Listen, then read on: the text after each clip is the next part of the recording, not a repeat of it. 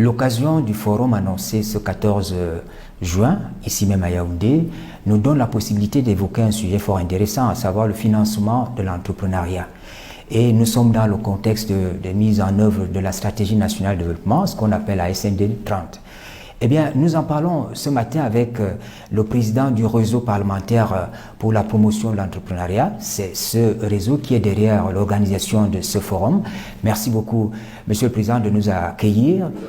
Vous nous donnez la possibilité d'entrer, de prolonger la réflexion sur un sujet qui intéresse tout le monde, qui intéresse le grand public, le financement de l'entrepreneuriat. Mais sûrement, quand vous organisez ce type de rencontre, c'est parce que vous voulez régler un problème précis. C'est lequel? Oui, tout à fait. Merci de nous donner l'occasion d'en parler. Vous l'avez rappelé, à l'Assemblée nationale, nous avons un réseau de parlementaires qui s'étend au Sénat pour contribuer à faire prendre conscience aux Camerounais qu'aujourd'hui nous avons un grand défi qui ne peut être relevé que par l'entrepreneuriat privé. Vous savez que le chômage de masse que nous connaissons dans notre pays et dans d'autres pays similaires concerne pour l'essentiel des jeunes. Et à partir de ce moment-là, c'est un véritable défi pour notre pays de trouver à ces jeunes gens les moyens de s'insérer dans l'économie de notre pays. Il y a quelques temps, il y a quelques années, c'est l'État quasiment qui assurait l'insertion de ces jeunes grâce à la fonction publique. Nous savons aussi que ce n'était qu'une période transitoire. Le rôle de l'État n'est pas de recruter du personnel, n'est pas de recruter, de donner de l'emploi. Le rôle de l'État est de réguler et parfois d'assurer une certaine promotion dans certains secteurs donnés. Mais nous sommes obligés de constater aujourd'hui que l'entrepreneuriat privé a du mal à prendre le relais de l'État. D'où la nécessité de faire comprendre aux Camerounais que l'entrepreneuriat privé c'est la solution durable, et ensuite lever les obstacles qui empêchent que cet entrepreneuriat privé puisse jouer son rôle. Et parmi ces obstacles, effectivement, nous avons le problème du financement. Justement, vous évoquez la SND 30 et nous savons que cette stratégie cible des segments tels que les PME pour la création des emplois. Quelles sont les faiblesses que vous décelez à ces niveaux-là pour qu'il n'y ait véritablement pas de promotion de l'entrepreneuriat? Après la création du réseau à l'Assemblée nationale, nous avons mis en place des structures de gouvernance pour que le réseau puisse fonctionner. Et par la suite, nous avons décidé dans notre plan d'activité de rencontrer un certain nombre d'acteurs, un certain nombre d'institutions pour savoir ce qui se fait dans ce secteur-là, non seulement par l'État, et l'État fait beaucoup de choses, le gouvernement dans ce domaine fait énormément de choses, mais également par les privés eux-mêmes. Et rencontrer également les acteurs qui souffrent de la situation. Et à partir de là, nous avons pu, disons, noter un certain nombre de difficultés, nous avons pu recenser un certain nombre de difficultés qui nous permettent aujourd'hui de dire que parmi ces difficultés, le financement est probablement un des plus importants. D'où la nécessité, effectivement, de faire en sorte que les difficultés liées au financement soient réglées. Mais il n'y a pas que le financement. Parce que, en réalité, l'entrepreneuriat dans un pays comme le nôtre est aussi un problème de culture. Il y a beaucoup de régions dans notre pays où le modèle de réussite sociale n'est pas l'entrepreneuriat privé. C'est plutôt avoir son matricule dans l'administration, être fonctionnaire. J'aime à dire que le modèle de réussite dans beaucoup de nos régions, c'est le modèle de réussite politico-administratif. Donc, il y a un problème d'inertie culturelle. Il y a faire comprendre aux uns et aux autres que l'État n'est pas la solution. Je voudrais qu'on s'entende bien, peut-être qu'il n'y ait pas confusion. Qu'est-ce que vous mettez dans le financement de l'entrepreneuriat? C'est la mobilisation des ressources financières, c'est la formation, il s'agit de quoi? Je m'en dis pas que.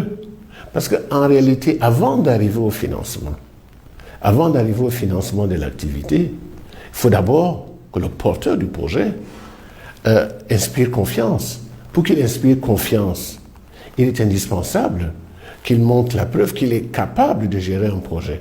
D'où des problèmes de formation, d'où des problèmes d'encadrement qui doivent permettre justement aux acteurs qui sont censés lui apporter des financements, que ce soit des financements privés ou des financements publics, de lui faire confiance parce que c'est de ça qu'il s'agit. Le crédit, c'est d'abord la confiance. J'ai parlé des aspects purement culturels, il y a des aspects fiscaux. Il faut bien entendu qu'on règle le problème de ceux qui prennent le risque de financer ces entreprises qui, pour beaucoup, sont effectivement risquées. Vous savez que le taux de mortalité des petites et moyennes entreprises qui démarrent, des start-up comme on les appelle, est extrêmement élevé. Ce qui fait que nos institutions financières ont beaucoup de mal à investir dans les petites et moyennes entreprises, notamment celles qui démarrent. Je veux dire, peut-être ce qui menace le plus la cohésion nationale, qui est un certain nombre de jeunes gens qui sont formés, qui n'ont pas d'emploi, c'est la frustration. Et ça peut se traduire par les violences sociales et même des violences tout court que nous n'avons pas intérêt à voir naître dans notre pays. L'ambition affichée, c'est de déboucher sur des propositions concrètes. Par exemple, ce que vous appelez des approches innovantes de financement des PME. Il faut dire que nous ne sommes pas les seuls pays au monde à connaître ce problème. Et même les pays développés, je cite les États-Unis, je cite l'Allemagne, ont des législations, ont des dispositions pour favoriser le financement des petites et moyennes entreprises et même des financements de start-up. Qui plus est, dans notre pays aujourd'hui, nous avons de nouveaux acteurs qui sont entrés sur le champ du développement, qui sont les mairies, grâce à la décentralisation, qui sont les régions.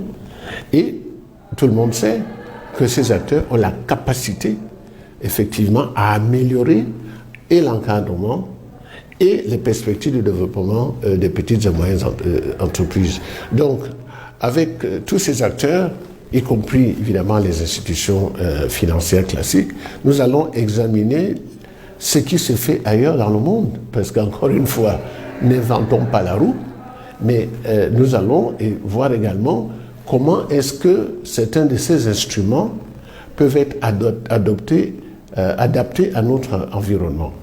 Je prends un exemple simple, ce qu'on appelle les business angels, c'est-à-dire des gens qui ont de l'expérience, des gens qui ont de l'argent et qui souhaitent investir dans les petites et moyennes entreprises, et qui font le pari que ce jeune homme qui a une excellente idée est capable de développer cette idée, je décide donc de l'aider.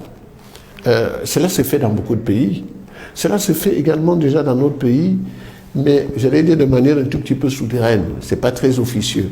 Donc, vous avez ces structures.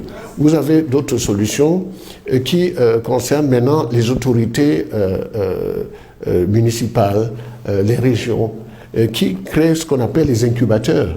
Les incubateurs de projets, ce sont des structures qui permettent de prendre des porteurs de projets, de les encadrer, de les former, de les aider même à développer leur entreprise. Et je voudrais terminer sur un point. Vous savez que la plupart, disons, des institutions financières que nous avons dans notre pays, on nous dit qu'elles sont surliquides. Ça veut dire qu'elles ont beaucoup de trésorerie. Donc on peut être étonné qu'à la fois, il y a des projets non financés et des institutions surliquides. Ça veut dire qu'il y a un gap. Ça veut dire qu'il y a quelque chose qu'on doit faire pour qu'effectivement, cette surliquidité se traduise par des investissements au profit de nos jeunes porteurs de projets. Je suis bien content que vous intégriez les collectivités territoriales décentralisées dans cette approche, dans cette dynamique entrepreneuriale. Mais vous êtes d'accord avec moi qu'aujourd'hui, ces collectivités ont un problème. On parle de transfert des ressources et des compétences qui n'est pas tout à fait effectif. Est-ce que face à cette situation-là, nos collectivités territoriales peuvent véritablement prendre le chemin, le train en marche et assurer la promotion de cet entrepreneuriat? Alors bon, je veux dire, en réalité, les ressources qu'il faut investir pour encadrer les jeunes, pour encadrer les porteurs de projets, ne sont pas uniquement des ressources financières.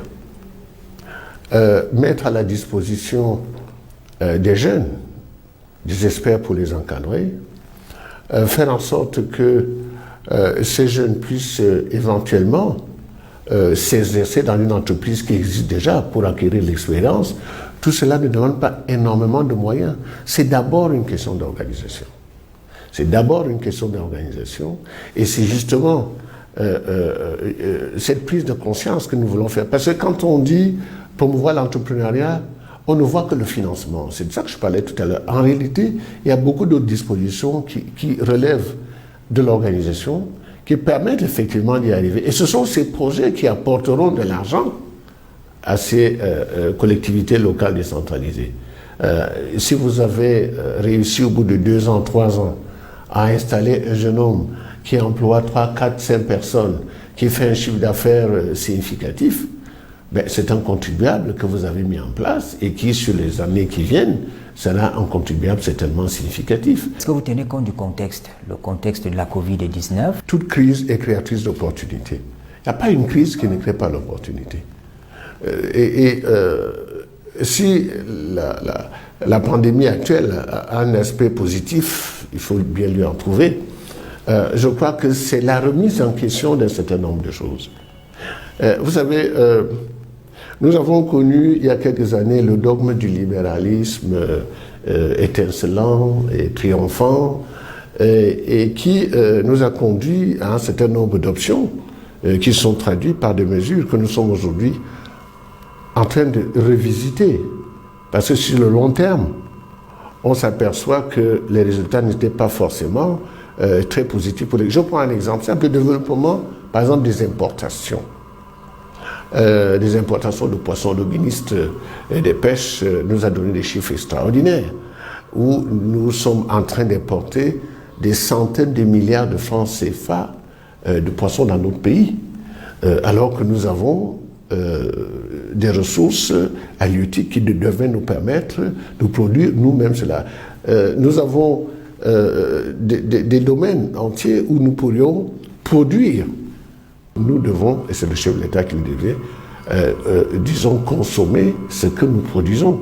Monsieur le Président du réseau parlementaire pour la promotion de l'entrepreneuriat privé, merci pour cet éclairage. C'est moi qui vous remercie et j'espère que nous serons ensemble le 14 juin prochain à partir de 10h à l'hémicycle de l'Assemblée nationale. C'était donc Roger Melingui, il est député, ancien ministre, aujourd'hui président du réseau parlementaire pour la promotion de l'entrepreneuriat privé. Nous le rencontrons avant la tenue de ce forum qui est annoncé à l'Assemblée nationale à Yaoundé, un forum qui permettra de réfléchir sur le financement de l'entrepreneuriat. C'est un exercice intellectuel qui mérite d'être vécu. Mesdames, Messieurs, merci de nous avoir suivis. Bonne suite des programmes sur la CRTV.